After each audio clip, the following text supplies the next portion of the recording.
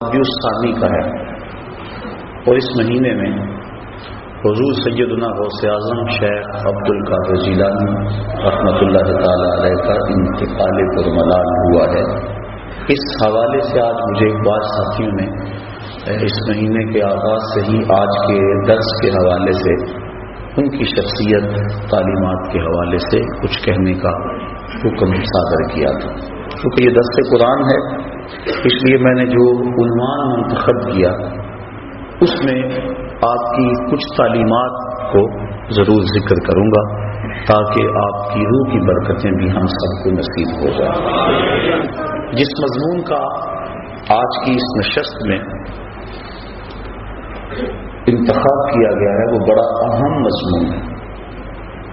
میری اور آپ سب کی ضرورت ہے کہ ہم اللہ کے کسی کامل بندے کی قربت حاصل کریں اور اس کی صحبت میں رہ کے اپنے من کے روگ ختم کریں۔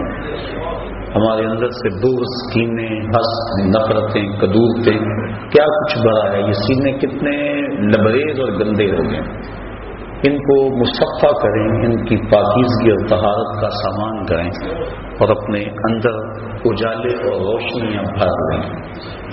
اب اس سچی طلب کے لیے ہم سفر کرتے ہیں، لوگوں کے پاس جاتے ہیں اور کئی جگہوں سے دھوکہ کھاتے ہیں۔ دھوکہ کھانے کی سب سے بڑی اور اہم وجہ ہے کہ ہمیں اللہ کے بندے کی پہچان نہیں ہے۔ ہم نے خود ساختہ کچھ ضابطے مقرر کر رکھے ہیں اور جن کے ذریعے ہم اور جن ضابطوں کے مطابق ہم لوگ تلاش کرتے ہیں، لیکن وہ تو اس راہ کے مسافر ہی نہیں ہوتے اور ہم پھر بدظن ہو کے بعض بات تو دین سے ہی دور ہٹ جاتے ہیں۔ لیکن اگر طلب سچی ہو تو انسان اس سفر کو پھر بھی جاری رکھتا ہے۔ اللہ کے نام پہ 100 بار بھی دھوکہ کھائے پھر بھی وہ حق کا مسافر رہتا ہے، اور جو سچا مسافر ہو اس کو ایک دن منزل ضرور نصیب ہوتی ہے۔ اس لیے اللہ والے کون ہیں، کن کی چوکھٹ پہ جائیں اور عباد الرحمان کون ہیں۔ یہاں سورہ فرقان کے اندر بڑی وضاحت کے ساتھ اہل اللہ کی، عباد اللہ کی، عباد الرحمان کی نشانیاں اور صفات بیان فرمائی گئی۔ اللہ کے بندے کی پہچان اور معرفت یہاں ارشاد فرمائی گئی، توجہ چاہوں گا۔ ارشاد ہوا وَعِبَادُ الرَّحْمَنِ الَّذِينَ يَمْشُونَ عَلَى الْأَرْضِ هَوْنًا، اللہ کے بندے زمین پر آہستہ چلتے ہیں، وقار سے چلتے، ان کی چال ڈھال میں وقار ہوتا ہے، غیر مرتب ان کی چال نہیں ہوتی۔ ایک نشان وَإِذَا خَاطَبَهُمُ الْجَاهِلُونَ قَالُوا سَلَامًا، اور جب ان سے جاہل مخاطب ہوتے ہیں تو وہ الجھتے نہیں، بحث میں نہیں پڑتے، اس کو کہتے ہیں بابا سلام کو۔ سلام مفارقت یعنی ترک کرنے کا سلام، کہ تو بیٹا بس جان چھوڑ دے۔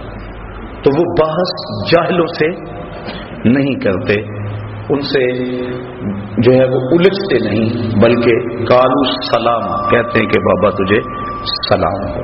دوسری نشانی بیان فرمائی والذین یبیتون لربہم سجدا وقیاما، اور وہ اللہ کے حضور اپنی راتیں کبھی سجدے میں گزارتے ہیں، کبھی قیام میں گزارتے ہیں۔ ان کی راتیں یوں ہی گزر جاتی ہیں۔ ایک دوسرے مقام پہ فرمایا تتجافی جنوبہم عن المضاجع، ان کی کروٹیں بستروں سے الگ رہتی ہیں، تو وہ راتیں اللہ کی عبادت میں گزارتے ہیں۔ حضرت عبداللہ ابن عباس رضی اللہ تعالی عنہ جو کہ رئیس المفسرین ہیں، فرماتے ہیں جس نے عشاء کے بعد 2 یا 2 سے زیادہ رکعتیں پڑھ لی، اللہ تعالیٰ اس کو رات جاگنے والے کا ثواب عطا فرمائے، اور وہ اس آیت کا مصداق ہوگا جو 2 یا 2 سے زائد رکعتیں رات کو نماز عشاء کے بعد پڑھ لیتا ہے۔ اللہ اکبر۔ اور ایک روایت کے لفظ ہیں کہ جو بندہ عشاء کی نماز جماعت سے پڑھتا ہے اس کو نصف رات تک جاگنے کا ثواب دیا جاتا ہے، اور جو پھر فجر کی نماز جماعت سے پڑھ لیتا اس کو ساری رات جاگنے کا ثواب۔ اس لیے عشاء کی نماز بھی جماعت سے اور فجر کی نماز بھی جماعت سے، اس کا اہتمام ہونا چاہیے۔ اور اللہ والوں کی ایک نشانی یہ ہے کہ وہ اپنی راتوں کو بیدار رہ کے گزارتے ہیں، خوف و طمع کے اندر اپنی راتوں کو گزارتے ہیں۔ والذین یقولون ربنا اصرف عنا عذاب جہنم، اور وہ کیا کہتے ہیں، اے اللہ ہم سے جہنم کا عذاب پھیر دے۔ راتوں کو عبادت میں گزارنے کے باوجود ان کے خوف اور ان کی خشیت کا عالم یہ ہے کہ پھر بھی عرض کرتے ہیں مالک ہم سے عذاب پھیر دے۔ وہ عبادت کی وجہ سے متکبر اور مغرور نہیں ہو جاتے کہ ہم اتنی عبادت کر رہے ہیں، کہا نہیں، وہ یہ دعا کرتے ہیں والذین یقولون، اور وہ جو عرض کرتے ہیں ربنا اصرف عنا عذاب جہنم، اے اللہ ہم سے عذاب جہنم کو پھیر دے، ہم اس کے سہنے کی سکت نہیں رکھتے، ہمیں یوں ہی معاف کر دیں۔ حضرت غوث اعظم شیخ عبد القادر جیلانی رحمۃ اللہ تعالی علیہ اللہ کی بارگاہ میں عرض کرتے ہیں مالک مجھے نابینا اٹھانا قیامت کے دن، تیرے بندوں کے سامنے شرمسار ہوں گا۔ ہیں اعمال ان کے یہ، لیکن خوف اور خشیت کا عالم یہ۔ اللہ اکبر، وہ ڈرتے ہیں۔ حضرت سری سختی رضی اللہ تعالیٰ عنہ جلیل القدر اولیاء میں سے ہیں، حضرت جنید بغدادی کے رشتے میں ماموں بھی لگتے ہیں اور شیخ بھی لگتے ہیں۔ کہتے ہیں میں تو اس بات سے ڈرتا ہوں کل قیامت کے دن اپنے رب کا سامنا کیا کروں گا، کیسے اس کا سامنے کر پاؤں گا۔ ساری دنیا اس بات سے ڈرتی ہے، لیکن شہر اقبال کے باسیوں، اقبال نے اس سے بھی آگے کی بات کہہ دی۔ اقبال کہتا ہے لوگ تو کہتے ہیں کہ یا اللہ حضور کی بارگاہ میں عرض کرتے ہیں کہ اپنی کملی میں مجھے چھپا لیں، میرے عیبوں کو چھپا لیں، قیامت کے دن میرا نامہ اعمال جو ہے وہ جب تلے تو آپ کرم نوازی فرما دیں۔ ساری دنیا یہ کہتی ہے، حضور سے بھی عرض کی جاتی ہے، دکھڑے سنائے جاتے ہیں کہ میرے عیب اپنی چادر رحمت میں چھپا لیں، لیکن اقبال کی فکر دیکھیے، اس نے کہا کہ مالک ساری زمانے کے سامنے چاہے میرے عیب نشر ہو جائیں لیکن حضور کے سامنے نشر ہو۔ تو غنی از ہر دو عالم من فقیر، روز معاشر عذر آئے من پذیر، گر تو می بینی حسابم ناگزیر، از نگاہ مصطفیٰ پمنا ہوگی۔ اے اللہ تو غنی ہے اور میں تیرا نیاز مند بندہ، بغیر حساب کے تو مجھے بخش دے تو تجھے کون سا بھار لگتا ہے، لیکن اگر میرا حساب لینا ضروری ہی ہوا تو میری گزارش یہ ہے کہ حضور کے سامنے نہ لینا، مجھے حضور رحمت للعالمین سے شرم ہے۔ کیسا عشق ہے اور کیسی محبت ہے جناب رسالت مآب صلی اللہ علیہ وآلہ وسلم سے۔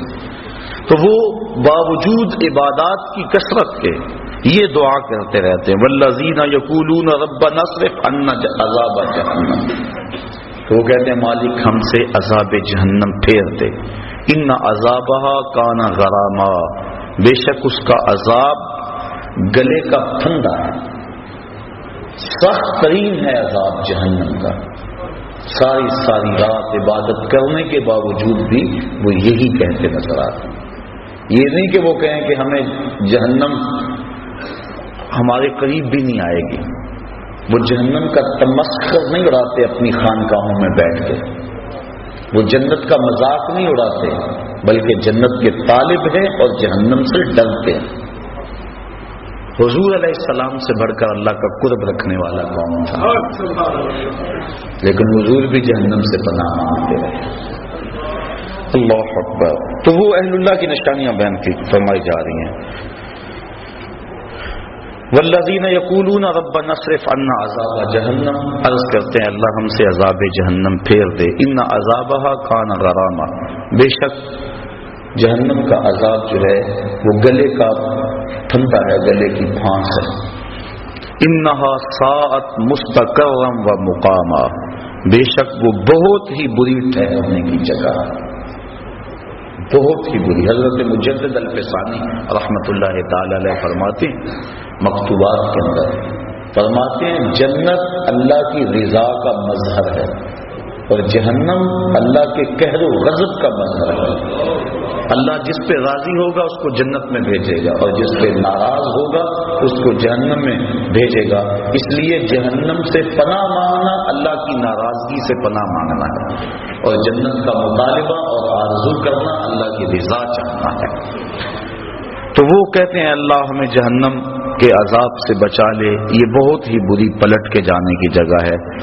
والذین اذا انفقوا لم یسرفوا ولم یقتروا وکان بین ذلک قواما، اور وہ جب خرچ کرتے ہیں تو حد سے نہیں بڑھتے، فضول خرچی نہیں کرتے، ولم یقتروا اور نہ ہی وہ تنگی کرتے ہیں، جہاں ضرورت ہوتی ہے وہاں ہاتھ دباتے بھی نہیں، وہاں کھل کے خرچ کرتے ہیں، اور جہاں وکان بین ذلک قواما، اور یہ دونوں کے درمیان اعتدال کے راستے پر ہے، یعنی بے تحاشا خرچ بھی نہیں کرتے اور بخل بھی نہیں کرتے۔ اتنا خرچ کرنا کہ کنگال ہو جاؤ اور بعد میں قرض چڑھ جائے۔ جو اہل اللہ ہیں ان کی علامت یہ ہوتی ہے کہ وہ اپنی چادر کو دیکھ کر پاؤں پھیلاتے ہیں، چادر سے زیادہ پاؤں نہیں پھیلاتے، اور حضور نے فرمایا کہ تم خرچ میں میانہ روی اختیار کر لو، کبھی فقیر نہیں ہوگے۔ سبحان اللہ، اللہ اکبر۔ تو فرمایا والذین اذا انفقوا لم یسرفوا ولم یقتروا، جب وہ خرچ کرتے ہیں تو حد سے نہیں بڑھتے، ولم یقتروا اور نہ ہی تنگی کرتے ہیں، وکان بین ذلک قواما اور وہ اس کے درمیان اعتدال کی راہ پہ رہتے ہیں۔ والذین لا یدعون مع اللہ الہا آخر، اور وہ اللہ کے علاوہ کسی دوسرے کو معبود نہیں بناتے، کسی کو نہیں پوچھتے، ان کی پرستش اللہ کی حضور ہوتی، اللہ کے علاوہ وہ کسی کی پوجا نہیں کرتے۔ بلکہ میرے شاہ نقشبند بخاری رحمۃ اللہ تعالی علیہ فرماتے ہیں متکبر سے تکبر کرنا صدقہ ہے۔ جب کوئی چھاتی تانے اکڑ کے آ رہا ہو اس کو جھک کے سلام نہ کرو، یہ تو اس کے تکبر کو بڑھانے والی بات ہے۔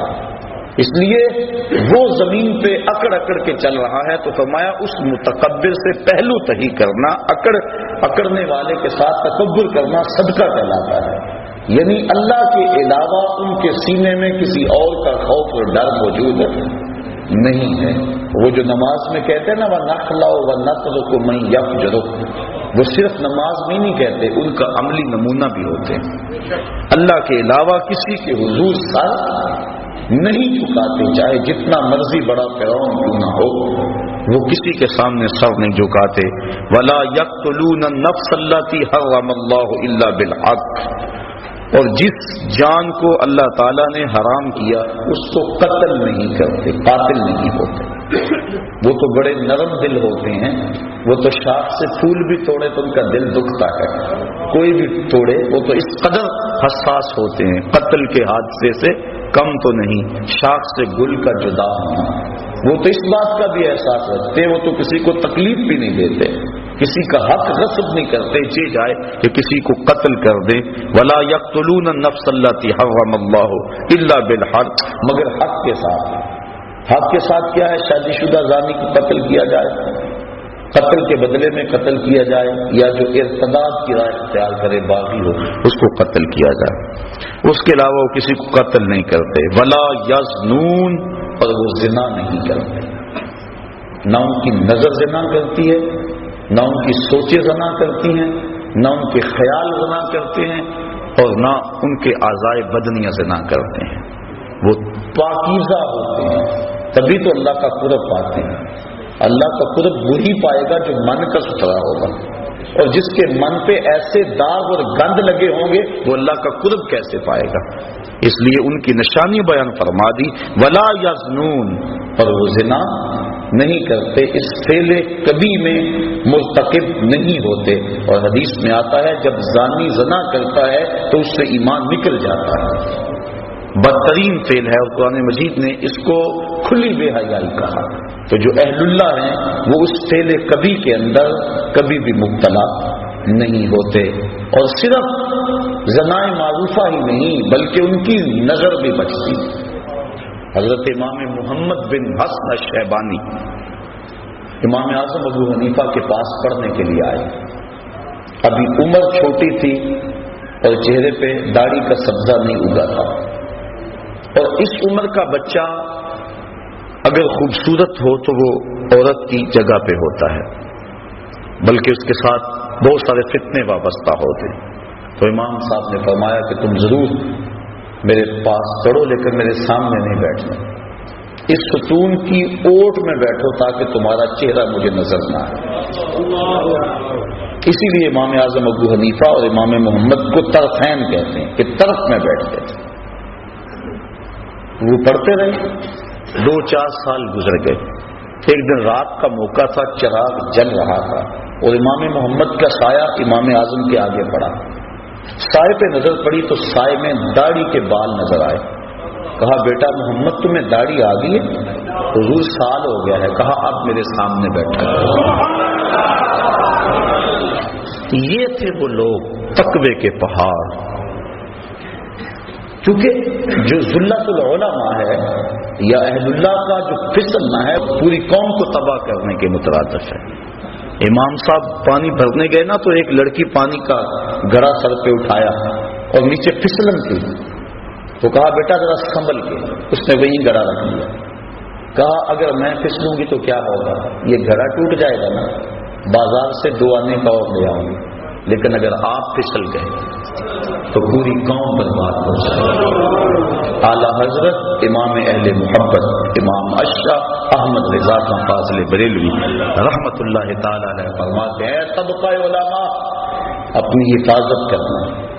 اگر تم نے مکروہ تنزیہیہ کا ارتکاب کیا لوگ تحریمیہ کرنے لگ جائیں گے. اگر تم نے مکروہ تحریمیہ کا ارتکاب کیا لوگ حرام میں پڑ جائیں گے. اور تم نے اگر حرام کا ارتکاب کیا لوگ کفر میں مبتلا ہو جائیں گے. اور پھر فرمایا اگر تم نے سنت غیر موقدہ کو چھوڑا لوگ موقدہ چھوڑ دیں گے. تم نے سنن موقدہ کو چھوڑا لوگ واجبات کو چھوڑ دیں گے. تم نے واجبات کو چھوڑا لوگ فرائض کو چھوڑ دیں گے. اس لیے بندہ جس قدر اونچے منصب کا ہو اس قدر اس کے تقاضے ہوتے ہیں. حضرت امام احمد بن حنبل کی بارگاہ میں غالباً ایک خاتون آئی اور اس نے مسئلہ پوچھا کہ حضرت میں اپنے مکان کی چھت پہ رات کے موقع پہ چاند کی چاندنی میں سوت کاٹتی ہوں. کبھی کبھی ایسا ہوتا ہے کہ بادشاہ کی سواری گزرتی ہے تو آگے آگے جو شمع اٹھائے چل رہے ہوتے ہیں اس سے روشنی زیادہ ہو جاتی ہے اور وہ میرے سوت پہ بھی پڑتی ہے. کیا بادشاہ کے چراغوں کی روشنی میں مجھے سوت کاٹنا جائز بھی ہے کہ نہیں؟ حضرت امام صاحب فرمانے لگے خاتون پہلے اپنا تعارف کرواؤ، تم کون ہو؟ خاتون کہنے لگی سائل کی ذات نہیں پوچھی جاتی، آپ مجھے مسئلہ بتائیں. امام صاحب فرمانے لگے نہیں، سائل کی وجہ سے مسئلے کی نوعیت بھی بدلتی ہے. آپ کو پہلے بتانا ہوگا کہ آپ کون ہیں. تو اس خاتون نے بتایا کہ میں حضرت بشر حافی کی ہمشیرہ ہوں. کہا تمہارے لیے جائز نہیں ہے. تو انسان جتنے اونچے منصب کا ہو لازمی نہیں کہ زنا جیسے فعل کا ارتکاب کرے تو پھر ہی خرابی آئے. اگر نظر بھی بھٹک گئی، اگر خیال بھی بہک گیا تو جو اس مسند پہ بیٹھا تھا کہ لوگوں کو ارشاد کرتا تھا، لوگوں کو ہدایت دیتا تھا، تو جو کتنے لوگ اس کے پیچھے لگے اس کا کیا مطلب؟ اس لیے کہا کہ اللہ والوں کی شان یہ ہے وَلَا يَقْتُلُونَ النَّفْسَ الَّتِي حَرَّمَ اللَّهُ إِلَّا بِالْحَقِّ وَلَا يَزْنُونَ. اور وہ زنا نہیں کرتے. زنا کی ساری صورتیں چاہے وہ آنکھ کا ہو، کان کا ہو، ہاتھوں کا ہو. وَمَن يَفْعَلْ ذَلِكَ يَلْقَ أَثَامًا. اور جو یہ کام کرے وہ سزا پائے گا، سخت سزا ہے. بلکہ ایک روایت میں آتا ہے کہ قیامت کے دن وہ سخت رسوا کر دیا جائے گا. یضاعف له العذاب یوم القیامہ. قیامت کے دن اس کو دگنا عذاب دیا جائے گا، 2 گنا عذاب دیا جائے گا. وَيَخْلُدْ فِيهَا مُهَانًا فِيهِ مُهَانًا. اور ہمیشہ وہ ذلت میں رہے گا، سخت تذلیل اس کی ہوگی. الا من تاب وآمن وعمل عملا صالحا. ہاں جو توبہ کرے اور ایمان لے آئے اور اچھے عمل کرے. چونکہ ایمان کے بعد اچھے اعمال توبہ کے شجر کو پانی دیتے ہیں. اگر توبہ کے بعد اچھے اعمال نہ کریں تو وہ بوٹا پھر مرجھا جائے گا. بار بار توبہ کی، 2 لفظوں میں توبہ توبہ استغفر اللہ پڑھ لیا. وہ ایسے ہی ہوتا ہے کہ بس کے اندر جا رہے ہیں، سفر کرتے، آگے ایکسیڈنٹ ہوا، لاشیں بکھری پڑی ہیں، 2 منٹ کے لیے ڈرائیور بھی بند کر لیتا ہے ٹیپ کو، گانے بند کر دیتا ہے، توبہ توبہ ساری بس کرتی ہے، لیکن ابھی آدھا کلومیٹر نہیں گزرتا پھر ٹیپ کا بٹن آن اور پھر سب وہی لچھن ہوتے ہیں. یہ توبہ نہیں ہوتی. حقیقت توبہ الندم، توبہ کی حقیقت یہ ہے کہ شرمندگی ہو، دوبارہ عزم کر لے کہ یہ گناہ دوبارہ نہیں کروں گا.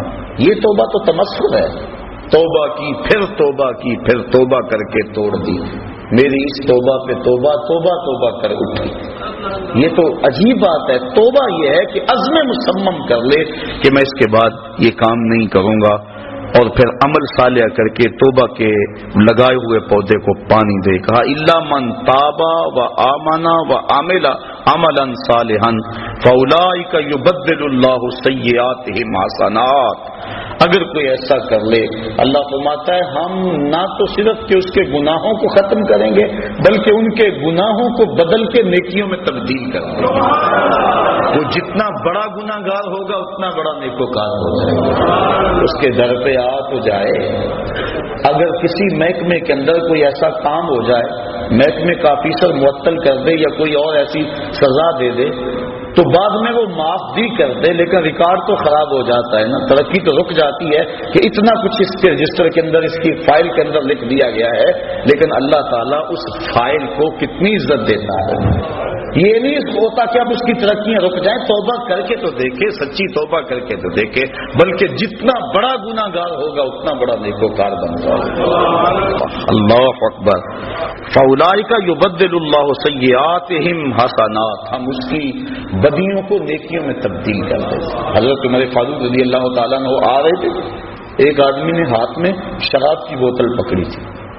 دیکھا کہ اچانک گلی کے موڑ سے حضرت عمر فاروق آئے. وہ ڈر گیا، جلدی سے بغل میں چھپا لی اور سچی توبہ کر لی، مالک آج عمر کے قہر سے بچا لے، آج کے بعد میں شراب نہیں پیوں گا. اب حضرت عمر فاروق نے اس کو بوتل چھپاتے ہوئے دیکھ لیا تھا. جب قریب آئے ڈرا لہرایا، کہا کیا ہے تیرے پاس؟ کہنے لگا حضور سرکہ ہے. کہا نکالو. جب نکالا دیکھا تو واقعی سرکہ. اگر کوئی سچی توبہ کر لے تو اللہ گناہوں کو بدل کے نیکیوں میں تبدیل کر دے. یہ دکھا دیا کہ جو شراب کو سرکے میں بدل سکتا ہے وہ گناہوں کو نیکیوں میں نہیں بدل سکتا. اس کے در پہ آ کے تو دیکھو، جھولی پھیلا کے تو دیکھو. اللہ اکبر. حدیث میں آتا ہے قیامت کے دن ایک شخص کو نامہ اعمال پڑھنے کا کہا جائے گا. وہ نامہ اعمال پڑھے گا اور جو بڑے بڑے گناہ ہوں گے ان کو وہ چھوڑ دے گا، صرف نظر کرے گا، شرم کی وجہ سے، شرمندگی کی وجہ سے ان کو نہیں پڑھے گا اور چھوٹے چھوٹے گناہ پڑھتا چلا جائے گا. جب وہ نامہ اعمال مکمل کر لے گا تو اللہ تعالیٰ فرمائے گا میرے بندے میں نے اپنے فضل سے تیرے گناہوں کو بدل کے نیکیوں میں تبدیل کر دیا. اس کو تو توقع اور تھی لیکن کام اور بن گیا. اب وہ کہتا ہے یا اللہ ابھی تو میرے بڑے بڑے گناہ رہتے ہیں. فضاحک النبی صلی اللہ علیہ وسلم حتی بدت نواجزہ. حضور اس حدیث کو بیان کرتے کرتے اتنے مسکرائے کہ حضور کی داڑھیں لوگوں کو نظر آنے لگی کہ پہلے بڑے بڑے گناہ چھپاتا جاتا ہے، ان کو پڑھتا نہیں ہے، اور جب اللہ نے کہا میرے بندے میں نے بدل دیے، نیکیوں میں تبدیل کر دیے، وہ کہتا ہے اللہ ابھی تو بڑے بڑے رہتے ہیں میرے گناہ جو میں نے ابھی پڑھے تھے. اللہ اکبر. تو اس کے حضور کوئی آ کے تو دیکھے، جھولی پھیلا کے تو دیکھے. وہ یہ نہیں دیکھتا اس نے گناہ کتنے کیے. فرشتوں کہتا فرشتوں گواہ ہو جاؤ میرا بندہ آخر میرے در پہ آیا ہے نا، اور کوئی در ہوتا تو جاتا وہاں. ایک شخص مسجد نبوی کے کونے میں دعا مانگ رہا تھا اور لفظ کیا تھے اللہم انی اسألک بانک انت اللہ لا الہ الا انت. مالک میں تجھ سے اس لیے مانگتا ہوں کہ تو میرا اللہ ہے، تیرے علاوہ میرا ہے بھی تو کوئی نہیں کہ جس کی چوکھٹ پہ جاؤں. حضور نے سنا، کہا وہ جو کونے میں بیٹھ کے دعا مانگ رہا ہے اس کو بشارت دے آؤ کہ تمہاری دعا اللہ نے قبول کر لی. جب بندہ اس کی حضور آتا ہے فرمایا اگر کوئی آئے ہم گناہوں کو بدل کے نیکیوں میں تبدیل کر دیتے ہیں. وکان اللہ غفور الرحیم. اللہ بخشنے والا اور مہربان ہے. بخشش اس نے مانگی اور اپنی طرف سے اضافی رحمت اس کے اوپر ڈالی اور اس کے گناہوں کو بدل کے نیکیوں میں تبدیل کر دیا. ومن تاب وعمل صالحا، اور جس نے توبہ کی اور نیک اعمال کیے، فإنه يتوب إلى الله متابا، بے شک وہ اللہ کی طرف رجوع آیا جیسا کہ رجوع آنے کا حق تھا. والذین لا یشہدون الزور، اللہ والوں کی ایک اور نشانی بیان فرمائی کہ یہ وہ لوگ ہیں جو جھوٹی گواہی نہیں دیتے، جھوٹ نہیں بولتے، ان کی زبان پہ سچ ہوتا ہے. اللہ اکبر. وَإِذَا مَرُّوا بِاللَّغْوِ مَرُّوا كِرَامًا، اور جب کسی بیہودہ جگہ سے گزرتے ہیں تو اپنی عزت سنبھال کے گزر جاتے ہیں، کسی بری جگہ پہ ٹھہرتے بھی نہیں. حضور علیہ السلام نے فرمایا تہمت کی جگہوں سے بچو، اپنی آبرو کی حفاظت کرتے ہیں، کسی ایسی جگہ پہ رکتے بھی نہیں. والذین اذا ذکروا بآیات ربہم لم یخروا علیہا صما وعمیانا، وہ لوگ جب ان اپنے مالک کی طرف سے آیتیں یاد دلائی جاتی ہیں، نشانیاں یاد دلائی جاتی ہیں، اللہ اکبر، لم یخروا علیہا صما وعمیانا، تو ان پر بہرے اور اندھے ہو کر نہیں گرتے، بلکہ اللہ کی ان نشانیوں کو دیکھتے ہیں، اس میں جو عبرت کے پہلو ہے ان کو اپناتے ہیں، اللہ کی ایک نشانی پر غور کرتے ہیں، اور پھر وہ دنیا کو ترک بھی نہیں کرتے. کیا کہتے ہیں؟ والذین یقولون ربنا هب لنا من ازواجنا وذریاتنا قرۃ اعین واجعلنا للمتقین اماما، اور عرض کرتے ہیں اللہ کی بارگاہ میں، اے اللہ ہماری بیویوں کی طرف سے اور ہماری اولاد کی طرف سے ہماری آنکھوں کی ٹھنڈک عطا کر، یعنی ہماری بیویاں بھی ایسی ہوں کہ جو تیری متی ہوں اور ہماری متی، اور اولاد بھی ایسی ہو جو فرما بردار ہو، اور ہمیں آنکھوں کی ٹھنڈک ان کی طرف سے نصیب ہو جائے. آنکھوں کی ٹھنڈک سے مراد کہ خوشی نصیب ہو. علماء نے بیان فرمایا ہے کہ جب غم میں آنسو نکلتے ہیں تو وہ گرم ہوتے ہیں، اور جب خوشی سے آنسو کو خوشخبری سن کے نکلے تو وہ ٹھنڈے ہوتے ہیں. اس لیے یہ کہنا قرۃ اعین کا لفظ عرب میں جو رواج ہے، تو اس کا مطلب یہ ہے کہ تجھے خوشیاں ملیں، تجھے غم نہ پہنچے. تو وہ یہ دعا کرتے ہیں، اللہ اولاد کی طرف سے ہمیں ٹھنڈک کی پہنچے، اولاد کی طرف سے غم نہ ملے. وجعلنا للمتقین اماما، اور ہمیں پرہیزگاروں کا پیشوا بنانا، امام بنانا، نہ صرف کہ ہمیں پرہیزگار بنانا بلکہ ہمیں پرہیزگاروں کا بھی امام بنانا. وہ دعا کرتے ہیں، اولئک یجزون الغرفۃ بما صبروا ویلقون فیہا تحیۃ وسلاما، کہا ان کو جنت کا سب سے اونچا بالا خانہ انعام ملے گا، بدلہ ان کے صبر کا. دنیا پہ صبر کیا، دکھوں پہ، مصیبتوں پہ، عبادات پہ صبر کیا.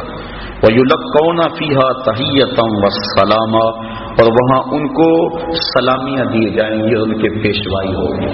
جب جنت میں داخل ہوں گے تو فرشتے ان کو سلام کریں گے کہ تم نے دنیا کے اندر اللہ جل شانہ کی رضا کے لیے اپنی زندگی گزاری، آج ہمارا سلوٹ اور ہمارا سلام قبول کر.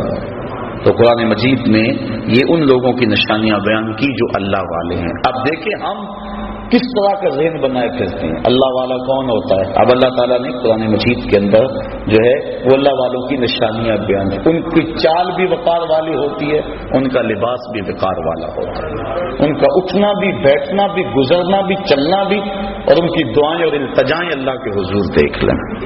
آقا کریم سے بھی صحابہ نے پوچھا کہ حضور جن اولیاء کا آپ تذکرہ کرتے ہیں تو ان کی نشانیاں کیا ہیں؟ ایک نشانیاں یہ بیان فرمائی گی سورہ فرقان میں. تو حضور سے بھی سوال کیا گیا، ابن مردویہ میں بیان کیا، حکیم ترمذی نے بیان کیا، امام غازی نے بیان کیا. حضور علیہ السلام سے پوچھا گیا کہ حضور ہم اہل اللہ کو اگر تلاش کرنا جائیں تو ان کی نشانی کیا ہے؟ فرمایا اذا ذکر اللہ، اللہ والوں کی نشانی یہ ہے جب ان کے پاس بیٹھو، انہیں دیکھو، تمہیں خدا یاد آئے، ان کو دیکھ کر خدا کی یاد آ جائے، یعنی دین کی طرف تمہاری رغبت پیدا ہونے لگے اور برائیوں سے تمہیں نفرت ہونے لگے. جس شخص کی صحبت میں تمہیں دنیا سے دوری اور آخرت کی قربت اور اللہ رسول کا پیار نصیب ہونے لگے، سمجھ لو اس کا سینہ ولایت کے نور سے منور ہے. تو حضرت غوث اعظم سیدنا شیخ عبد القادر جیلانی رحمۃ اللہ تعالی علیہ کے حوالے سے جو مجھے تاکید بھی تھی، آپ نے اہل اللہ کی بالخصوص جو مسند مشایخیت کے اوپر بیٹھے ان کی 12 نشانیاں بیان کی. اور فرماتے ہیں کوئی اس وقت تک قابل نہیں ہوتا اس بات کے کہ وہ لوگوں کو رشد و ہدایت کرے اور لوگوں کو اپنے زیر تربیت رکھے جب تک وہ 12 خوبیوں کا حامل نہ ہو۔ وہ کون کون سی 12 خوبیاں؟ فرمایا 2 خوبیاں اس میں اللہ تعالی والی ہیں، ایک اللہ کی صفت ستار کا مظہر ہو، ایک صفت غفار کا مظہر ہو، یعنی پردہ پوش ہو، چغل خور اللہ کا ولی نہیں ہوتا۔ دیکھو مرید نے تو سارے دکھڑے بیان کرنے ہوتے ہیں، گھر کی بات بھی کہنی ہے، بیوی کی بات بھی کہنی ہے، بچوں کی بات بھی کہنی ہے، سارے دکھڑے اس کے سامنے رکھنے ہیں، پر اگر اس کا سینہ اتنا بڑا نہیں ہے، کشادہ نہیں ہے، وہ دوسرے کو بتاتا پھرے گا ایک سے سن کر تو پھر اس سے کہنے کا فائدہ کیا؟ بلکہ دانشمند تو لوگ کہتے ہیں جس کو راز کی بات بتا کر یہ کہنا پڑے جناب اسے راز رکھنا، تو اس کو راز کی بات بتانی نہیں چاہیے، اسے خود پتا ہونا چاہیے یہ بات راز والی ہے کہ نہیں ہے۔ تو یہ طریقت کا رکن ہے کہ پردہ پوشی کی جائے۔ بلکہ آپ دیکھتے ہیں طریقت میں ایک بہت بڑا نام ہے حضرت حاتم اسم کا۔ اسم کہتے ہیں جو کانوں سے بہرا ہو۔ حضرت حاتم رحمۃ اللہ تعالی علیہ کانوں سے بہرے نہیں تھے، لیکن انہیں پھر بھی بہرا کہا جاتا کیوں؟ اس کی وجہ یہ کہتے ہیں کہ حضرت حاتم کی مجلس میں ایک خاتون آئی، اس نے اپنا کوئی دکھڑا کہنا تھا، کوئی حاجت کہنی تھی، دوران گفتگو اس کی ری خارج ہوگی، ہوا خارج ہو گئی، اس کو بڑی شرمندگی ہوئی کہ اتنے بڑے بزرگ اور میری ہوا خارج ہوئی، تو وہ شرم میں ڈوبی جا رہی تھی۔ حضرت حاتم اس کی خفت مٹانے کے لیے یوں کان پہ ہاتھ رکھ کے کہتے ہیں ذرا اونچی بولو، اس کو تاثر یوں دیا کہ میں بہرا ہوں اور میں نے وہ نہیں سنا جس سے تجھے شرمندگی ہو۔ پھر جب تک زندہ رہے بہرے بنے رہے کہ اس عورت کو جب بھی پتا چلے گا اسے شرمندگی ہو۔ یہ تھا فقر، یہ تھی درویشی، اور یہ تھے اللہ والوں کے اخلاق۔ آج تو چگلیاں کرتے پھرتے ہیں اور مسند ارشاد پہ بڑھا اللہ کی صفت ستار کا مظہر ہو۔ دوسری خوبی اللہ کی صفت غفار کا مظہر، بخش دینے والا، دل میں گرا باندھنے والا، چونکہ دوران سلوک سالک سے بڑا سرزد ہوتا ہے، وہ بیچارہ زیر تربیت ہوتا ہے، اس کی کسی بات کو دل پہ لگا لے اور گرا باندھ لے تو پھر کیسے تربیت ہوگی؟ تو اللہ کی صفت غفار کا مظہر ہو، معاف کر دینے والا، جس کا وہ معاف کر دیتا ہے۔ 2 صفتیں اس میں حضور نبی رحمت صلی اللہ علیہ وسلم والی ہیں، ایک رفیق ہو، دوسرا شفیق ہو، رفاقت کے حق کو جانتا ہو اور شفقت کا پیکر ہو، تنگ دل نہ ہو۔ اللہ تعالیٰ نے اپنے محبوب کے بارے میں فرمایا لو کنتا فظا غلیظ القلب لانفضوا من حولک، محبوب آپ اگر ترشرو ہوتے، تنگ مزاج ہوتے، ماتھے پہ تیوریاں لانے والے ہوتے، اتنے لوگ تیرے گرد جمع تو نہ ہوتے۔ یہ تو تیرے خلق کی بات ہے کہ اتنے لوگ تیری راہوں کے مسافر بنے۔ شفیق و شفقت کرنے والا، اپنے سالکین سے، مریدین سے، ان سے جو ہے وہ چڑ نہ کھا جائے، جلدی اکتا نہ جائے۔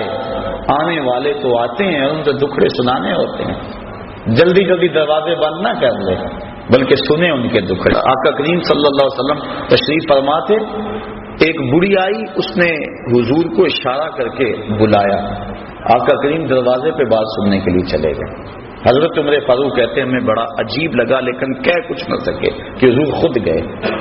کہا کہو کیا کہا؟ کہنا ہے۔ کہا میں نے آپ سے کوئی باتیں کرنی۔ کہا کرو۔ کہا یہاں نہیں کرنی۔ کہاں کرنی ہے؟ مسجد نبوی سے بات کھلی جگہ تھی۔ کہا وہاں کرنی۔ آقا کریم وہاں چلے گئے، وہ سنا رہی ہے، حضور سن رہے ہیں۔ 1 گھنٹہ 2 گھنٹے گھنٹے لگ گئے۔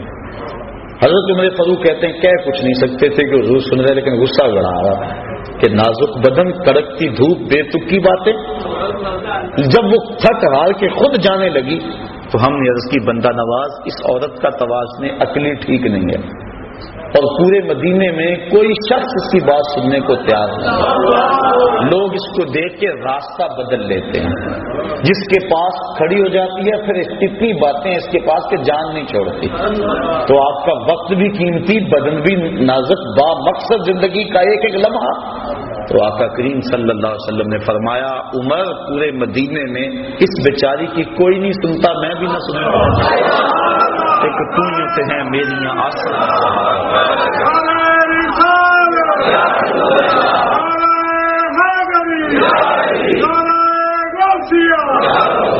یہ جو دھکے دیتے تھے نا مریدوں کو، پیچھے ہٹ جاؤ پیچھے ہٹ جاؤ، پیر صاحب کا مزاج بڑا نازک ہے، پیچھے ہٹ جاؤ. وہ کیسا پیر ہے جو مرید کو کہ دکھڑے بھی نہیں سن سکتا. اس کو دلدار مان لیا جو دل بھر ہی نہیں ہے، اس کو دل دے دیا جو دل کی کیفیت ہی نہیں جانتا. فلک نے بخشی ہے ان کو خواجگی جو جانتے نہیں روش بندہ پروری کیا ہے. جس کو دل دینا ہے پہلے دیکھو تو صحیح دلدار بھی ہے کہ تمہارے دکھڑے بھی نہیں سنتا، حالت تو اس نے بعد میں کرنے. دکھڑے سنے تو صحیح تمہاری ڈھارس تو بندائے. اللہ اکبر. تو شفیق ہو رفیق ہو، کتنی شفقت. سنیے حضور ارشاد فرماتے ہیں لو تدخلو شوقتن فی رجل احدکم لوجدت علمھا. میرے امتی تیرے پاؤں میں کانٹا چبھے نا تو اس کی تکلیف مجھے ہوتی ہے. اگر پیر مرید سے اتنی ہمدردی نہیں رکھتا تو پھر نظام خانقاہی سوائے کاروبار کی اور کچھ نہیں. یہ ہمدردی ہو، شفیق بھی ہو، رفیق بھی ہو. دو صفتیں حضرت سیدنا صدیق اکبر والی ہیں. ایک صادق ہو، دوسرا مصدق ہو. خود سچ بولے اور سچ کی تصدیق کرے. حضور علیہ السلام سے پوچھا گیا کہ حضور مومن بزدل ہوتا ہے؟ فرمایا نہیں، مومن بہادر ہوتا ہے، لیکن ہو سکتا ہے کبھی بزدلی کر جائے. اس طرح پوچھا گیا حضور مومن کنجوس ہو سکتا ہے؟ فرمایا نہیں، کنجوس نہیں ہوتا، مومن سخی ہوتا ہے، لیکن ہو سکتا ہے کبھی اس سے بخل ہو جائے. پھر پوچھا حضور مومن جھوٹا ہو سکتا ہے؟ فرمایا نہیں، جھوٹا نہیں ہو سکتا. اور یہاں بھی نشانی آپ نے پڑھی کہ وہ جھوٹی گواہی اللہ والا نہیں دیتا چاہے قیامت آ جائے. یہی تو اس کا کمال ہے.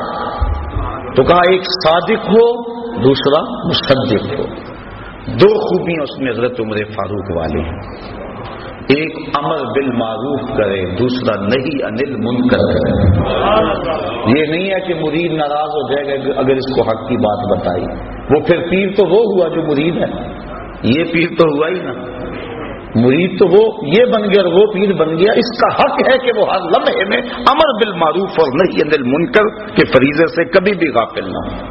حضرت عمر فاروق رضی اللہ تعالیٰ عنہ کے حوالے سے، کیونکہ حضرت غوث پاک بیان فرماتے ہیں، کیونکہ آپ اس حوالے سے ایک امتیازی نام ہے امر بالمعروف اور نہی عن المنکر کے حوالے سے. جب لولو فیروز نے آپ کے اوپر حملہ کیا اور زہر میں بجھا ہوا خنجر آپ کے جسم میں پیوست ہو گیا، زندگی اور موت کی کشمکش تھی، تو ایک انصاری نوجوان آپ کا حال پوچھنے آیا. اس وقت بس سانسیں ٹوٹ رہی تھی. اس نے کہا حضور کیا حال ہے؟ تو آپ کی نظر اس کے ٹخنوں پہ پڑ گئی. اس کا تہ بند لٹک رہا تھا اور اس کے ٹخنے جو ہیں وہ تہ بند میں ڈھمپے ہوئے تھے. آپ فرمایا میرا حال تو صحیح ہے، لیکن اے نوجوان اگر تو اس شلوار کو، اس تہ بند کو ٹخنوں سے اوپر کر لے، ایک تو تیرے کپڑے بھی پاک رہیں گے، دوسرا رب بھی راضی رہے گا. اب دیکھو کیا حالت ہے. اور امر بالمعروف اور نہی عن المنکر. حضرت مجدد القسانی رحمۃ اللہ تعالی علیہ فرماتے ہیں مکتوبات میں کہ مرید نے شریعت اپنے پیر کے عمل سے سیکھنی ہے. اس لیے اگر اس کا عمل خود شریعت کے مطابق نہیں ہوگا تو پھر کس طرح لوگوں کو راہ ہدایت دے گا. تو اس نے امر بالمعروف اور نہی عن المنکر، یہ دو خوبیاں حضرت سیدنا عمر فاروق والی. پھر فرمایا دو خوبیاں حضرت عثمان غنی والی. رات کو عبادت کرے، صبح اٹھ کے سخاوت کرے. اور وہ صفت بیان ہو چکی، یبیتون لربہم سجدا وقیاما.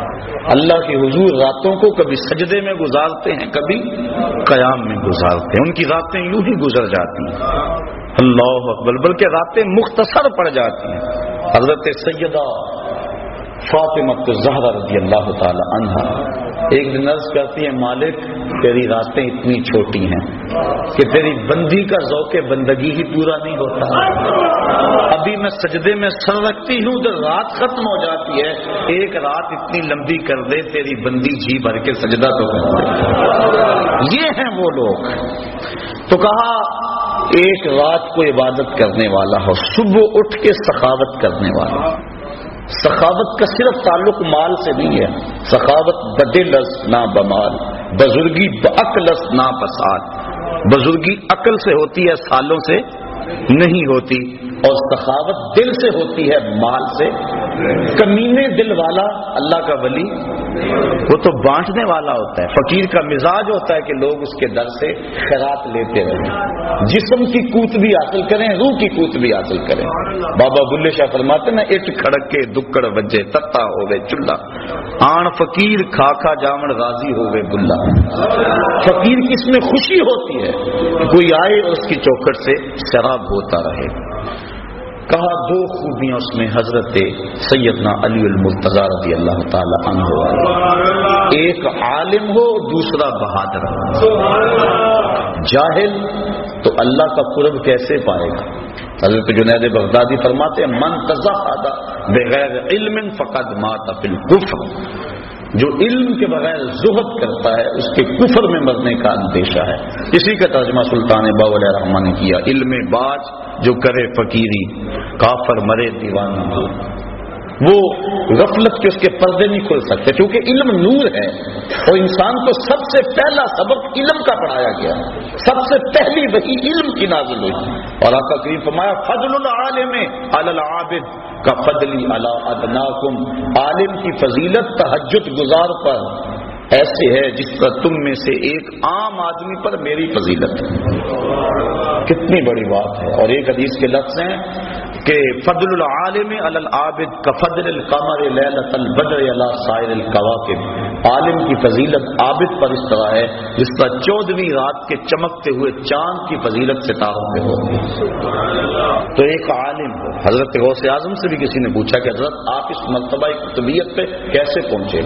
تو فرمایا درست العلم حتی صرت کتبہ، کہ میں نے علم پڑھا یہاں تک کہ اس درجے پہ فائز البرام ہو گیا.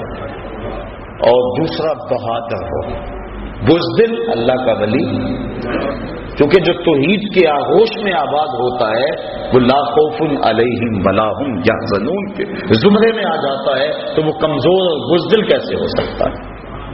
کلمہ حق کہنے سے وہ کبھی بھی گریز نہیں کرتا، چاہے شہنشاہ وقت بھی سامنے کھڑا ہو. حضرت غوث اعظم سید شیخ عبد القادر جیلانی رحمۃ اللہ تعالی علیہ کی خدمت میں مستنجد باللہ حاضر ہوا. ملا علی قاری نے نزہۃ الخاطر الفاتر فی مناقب شیخ عبد القادر کے اندر اس واقعہ کو لکھا. اس نے 2 اشرفیوں کی تھیلیاں بطور ہدیہ بطور نذرانہ پیش کی. حضرت غوث اعظم نے اس نذرانے کو قبول کرنے سے انکار کر دیا.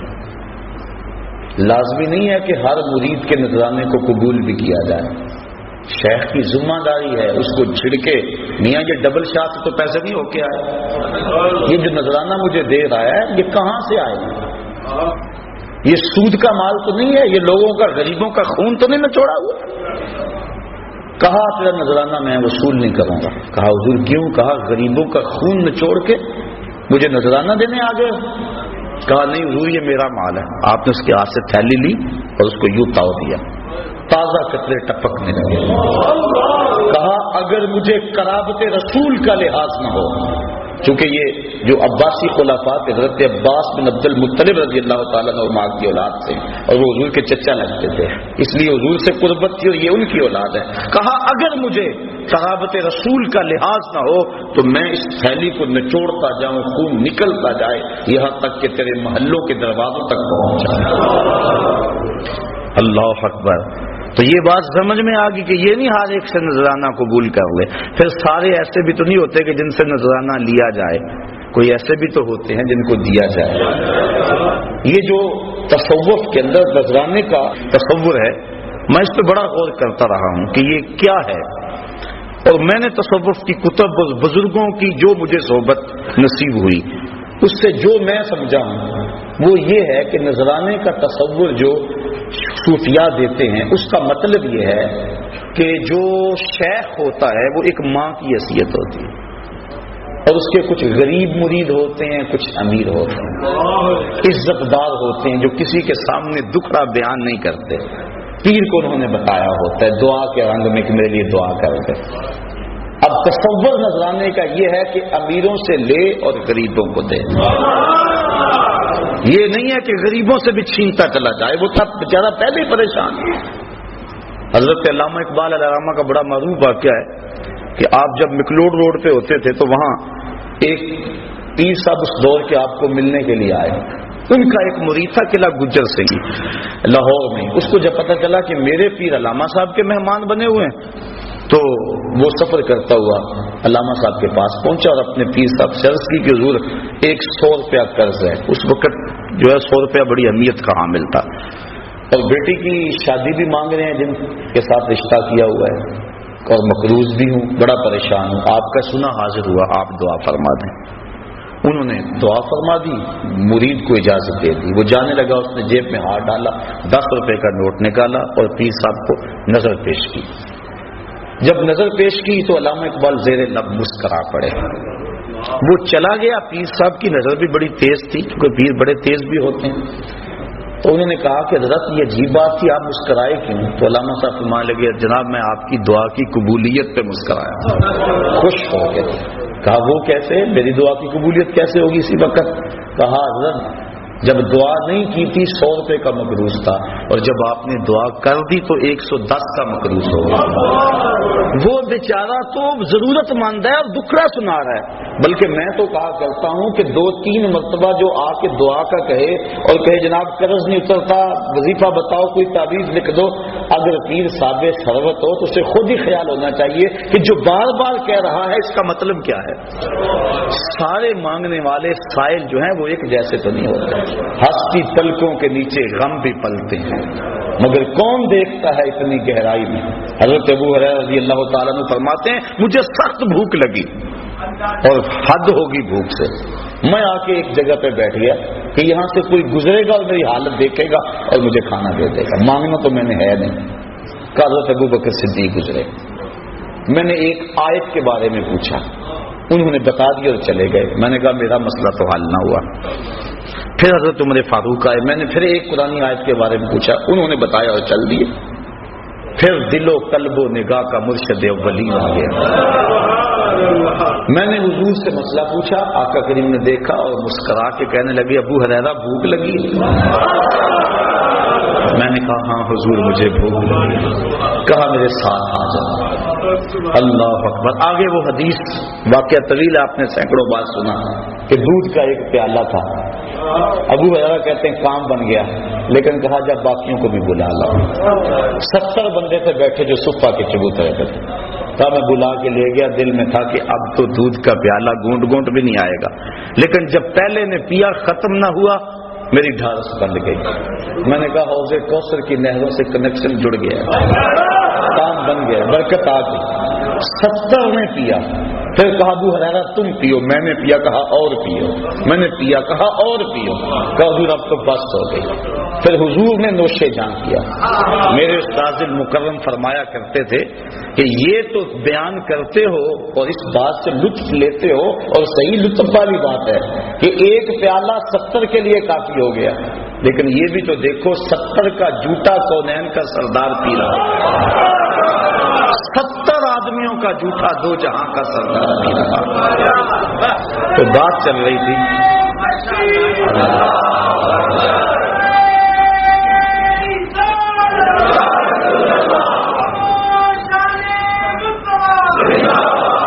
تو علامہ اقبال نے کہا میں اس بات پہ ہنسا ہوں کہ آپ کی دعا قبول ہو گئی۔ تو پھر اس وقت اقبال نے دکھ سے کہا تھا کہ نذرانہ نہیں سود ہے پیران حرم کا، نذرانہ نہیں سود ہے پیران حرم کا، ہر خرقہ سالوس کے اندر ہے مہاجن، ہم کو تو میسر نہیں مٹی کا دیا بھی، گھر پیر کا بجلی کے چراغوں سے ہے روشن، کون باذن اللہ جو کہہ سکتے تھے رخصت ہوئے، رہ گئے قبروں پہ مجاور اور گور بند۔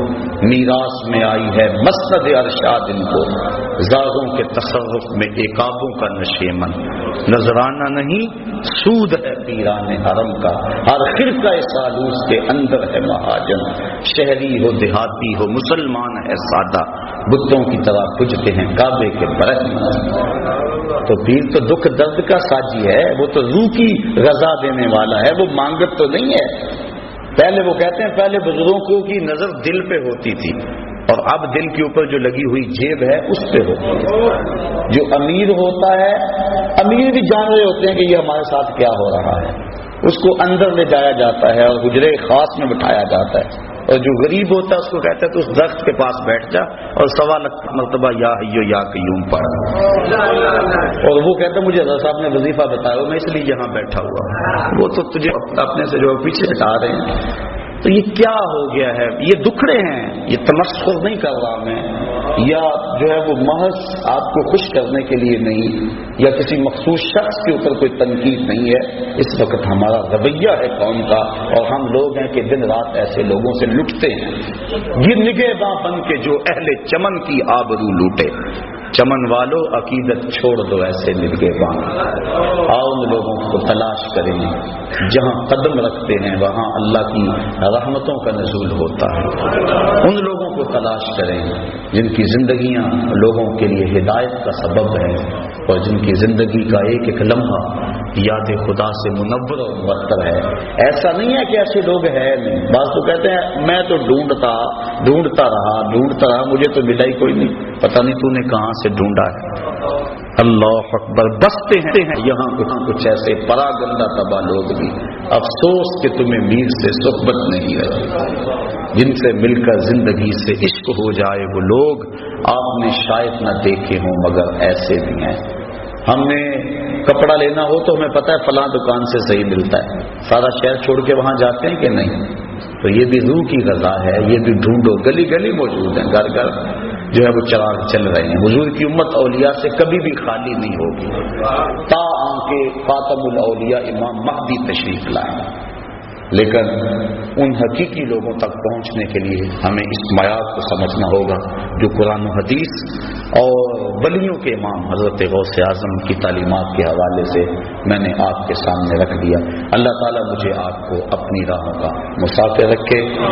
تیسرا سال درس قرآن کا مکمل ہونے پہ اور چوتھا سال درس قرآن کا شروع ہونے پہ میں آپ کو مبارکباد پیش کرتا ہوں۔ پچھلے درس قرآن کا موضوع جو ہے وہ حضور کی اطاعت کے حوالے سے تھا، اور یہاں بھی اور مختلف جتنے بھی شہر تھے تقریباً میں نے اسی موضوع پہ جو ہے وہ دوسرے قرآن میلاد کا موسم بھی تھا پیش کیا۔ مجھے اطلاعات مختلف شہروں سے ملی ہیں کہ کتنے لوگ ہیں کہ جن کے چہروں پہ حضور کی سنت کا نور سج گیا۔ میں تو آپ میں سے بھی یہاں بھی کچھ لوگ موجود ہیں، میں ان کو مبارکباد تسلیم قلب دیتا ہوں۔ میں سمجھتا ہوں یہ ہے کامیابی، ورنہ کبھی کبھی میں سوچتا ہوں کہ یہ میں چکر ہی لگاتا رہتا ہوں، کبھی ادھر سارا دل مالک، اس کا کوئی فائدہ بھی ہے؟ لیکن جب کتنے لوگوں کو گناہوں سے توبہ کرتے دیکھتے ہیں، اندر بدلتا دیکھتے ہیں، اور گھروں کے ماحول تبدیل ہوتے ہوئے دیکھتے ہیں اور سنتے ہیں اور پیغام پہنچتا ہے، آپ جانیں اصل کمائی یہ ہے۔ نہ تو ہم نوٹ کے لیے آتے ہیں نہ ووٹ کے لیے آتے ہیں، بس مقصد یہ ہے کہ کسی کے دل میں کوئی بات اتر جائے، اور جب کسی کے دل میں کوئی بات اترتی ہوئی